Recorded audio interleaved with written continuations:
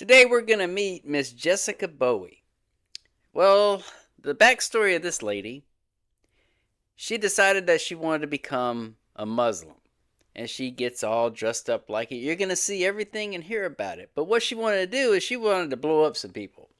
This happened in New York, and I'm surprised it's not getting even more play than it is. It's just, the only reason I can figure is, man, whenever this type of religion gets covered, people try to squash it for some reason without trying to warn as many people as possible. Let's go ahead and listen. All right, we're learning more this morning about an alleged ISIS-inspired terror plot thwarted by the FBI.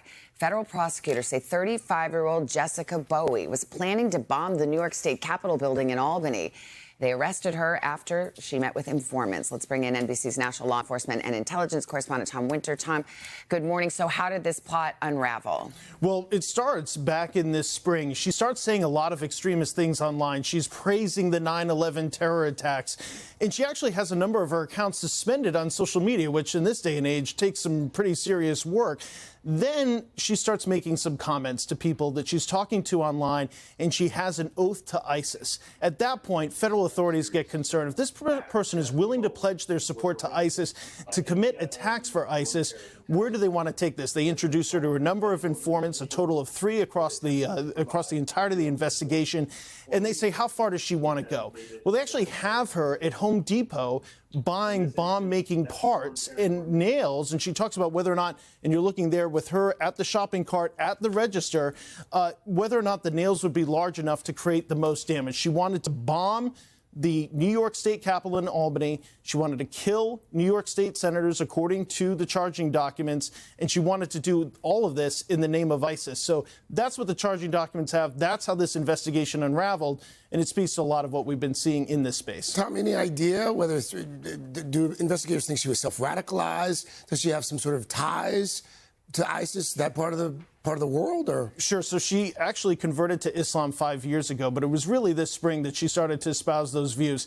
Not clear how far this goes beyond this investigation. I don't think you're looking at the successor to Osama bin Laden here, but a couple of things that do stick out. She's 35 years old. She's young. But in the terrorism world, she's ancient. Most of these cases now are people in their teenage years, early 20s. The average case for open counterterrorism investigation is actually about 15 years old. So that tells you how much younger most of these cases are. She's a woman. 90 to 85 to 90% of all terrorism cases these days involve men. And so you look at this and say, why is this person, what is speaking to this person? But the big thing that sticks out here is that whether people don't like people on the left, don't like people on the right, you now got somebody who wanted to have an oath to ISIS. It's all about the political violence. And that's what has people concerned. Again, the focus are on politicians. We've seen the assassination attempts. We were here just a little less than a year ago talking about the assassination of Charlie Kirk, the Minnesota lawmakers. So again, the focus is back on the politics. And you look at this case and say, okay, why were they so interested in it? Would this person really have been able to carry out this level of an attack? But 25 years ago, sitting here, all the puzzle pieces were on the table when it came to 9/11. People just were not in that mindset to put them together at that point. So you got to be in this space to make the arrest, to try to deter people. Now, everything will be in the description box. I'm going to have more links, and this one that you're looking at, if you listen to it or watch it, this one right here has the Muslims, and they want you to feel sympathetic for them. I'm not going to play it because it aggravates me.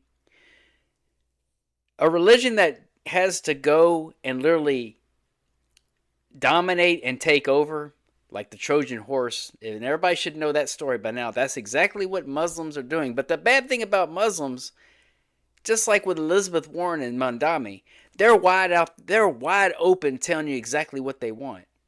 And people are still wanting it. And I don't understand it. If you can, in the comments section, tell me why people want this evil.